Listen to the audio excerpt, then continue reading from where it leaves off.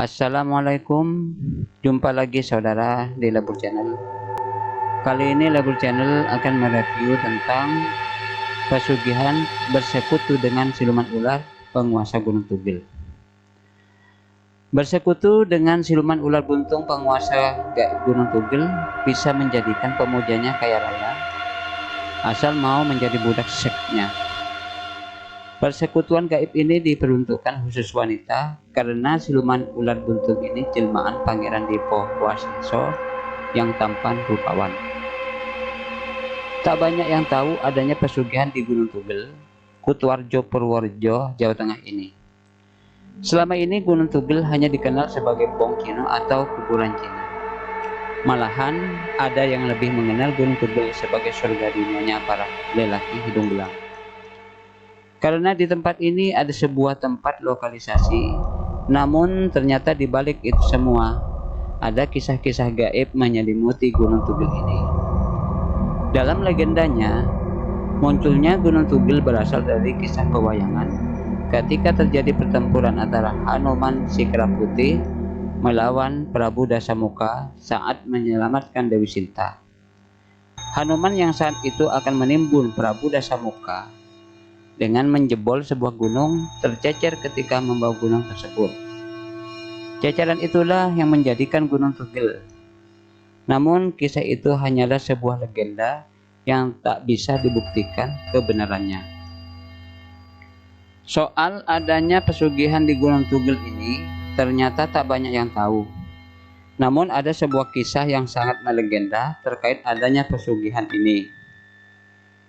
Kisah ini dialami oleh seorang wanita, sebut saja namanya Ambarwati.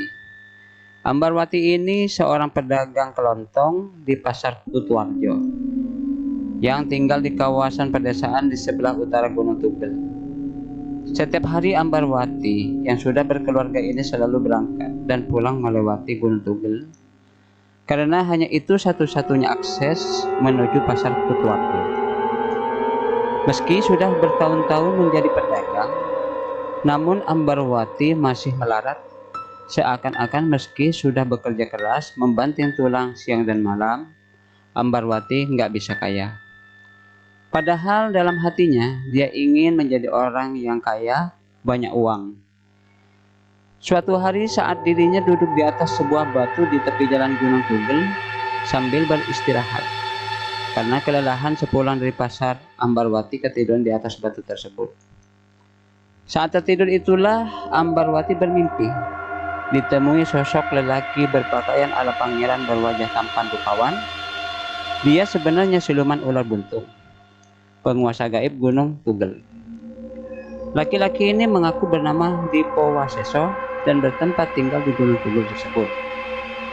Mendengar keluh kesah Ambarwati, Pangeran Dipo Waseso menjadi kasihan. Dia lantas berujar akan memberikan Ambarwati banyak harta asal Ambarwati mau menuruti kemauannya, yakni berhubungan intim. Tanpa banyak kata, Ambarwati menyetujui syarat itu. Jadilah siang itu Ambarwati melayani nafsu birahi Pangeran Dipo Waseso. Dalam mimpi keduanya berhubungan intim layaknya suami istri. Dengan penuh gairah Ambarwati melayani nafsu Pangeran Dipo Waseso yang merupakan jelmaan ular buntung.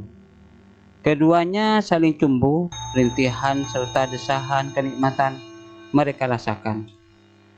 Ketika terbangun, Ambarwati kaget mendapati pakaiannya acak-acakan. Sesampainya di rumah, Ambarwati menyimpan rapat-rapat peristiwa gaib yang dialaminya sepulang dari pasar itu. Dia tak cerita pada orang lain, juga pada suaminya sendiri. Alangkah kagetnya Ambarwati begitu memasuki kamar.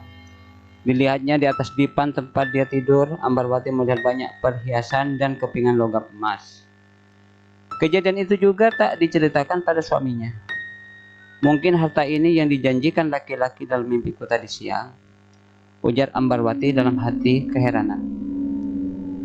Keesokan harinya, dia sengaja libur jualan.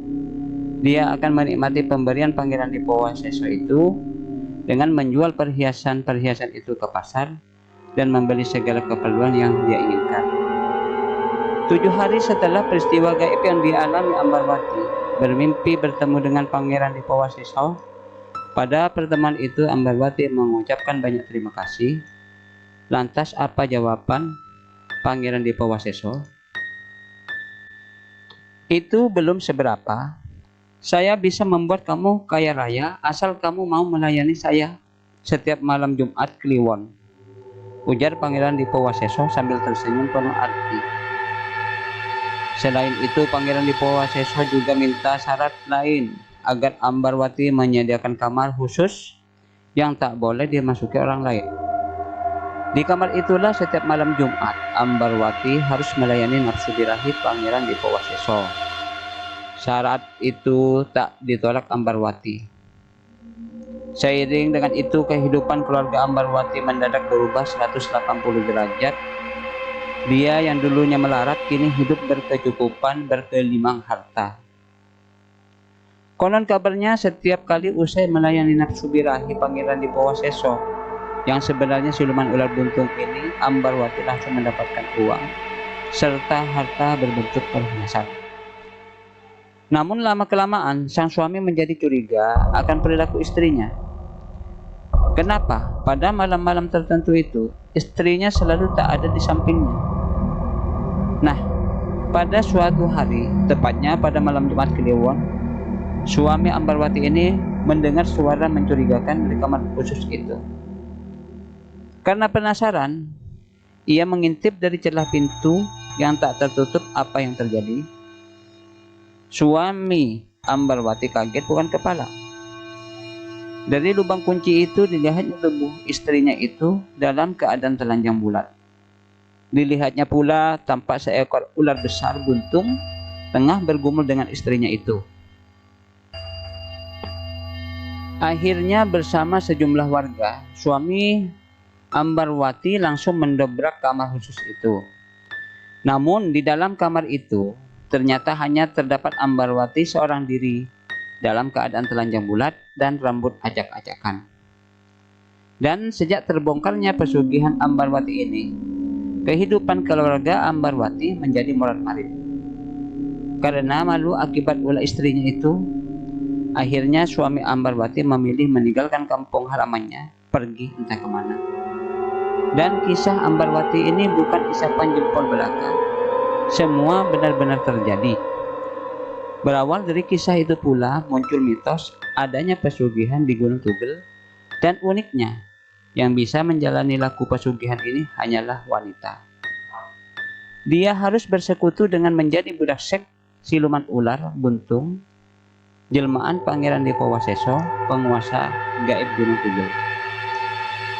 Untuk bisa menjalani laku pesugihan ini bisa dilakukan dengan menjalani ritual terlebih dahulu di sebuah gua kecil yang letaknya di sebelah timur, jauh di dalam semak belukar, beberapa ratus meter dari jalan yang membelah Gunung Tugel.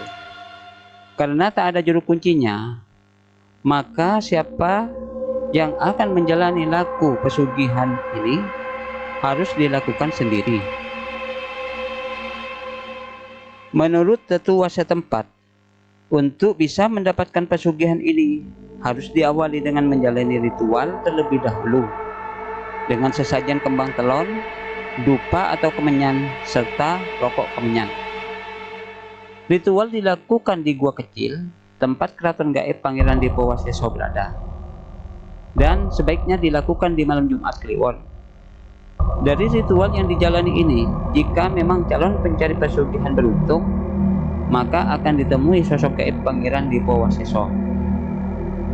Jika itu terjadi, maka sampaikan apa yang menjadi tujuannya, dan jika Pangeran Dipawaseso juga berkenan, maka dia akan mengajukan syarat-syarat yang diikat dalam sebuah perjanjian gaib.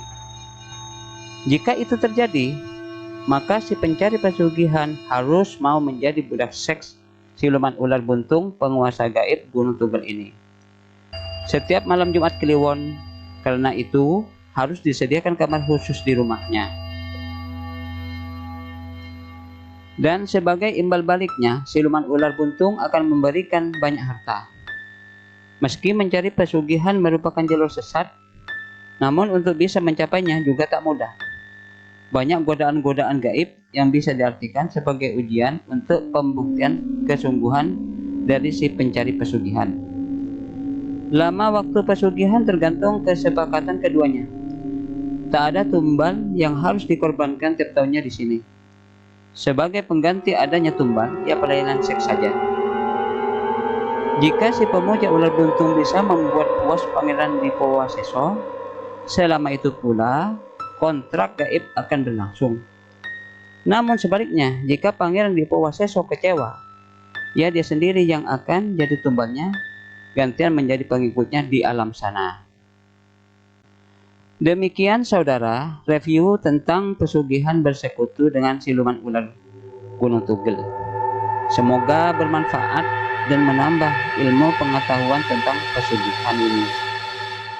Jangan lupa saudaraku untuk selalu mendukung channel ini dengan cara di-subscribe, like, komen agar kalian akan selalu mendapatkan video terbaru dari Rebel.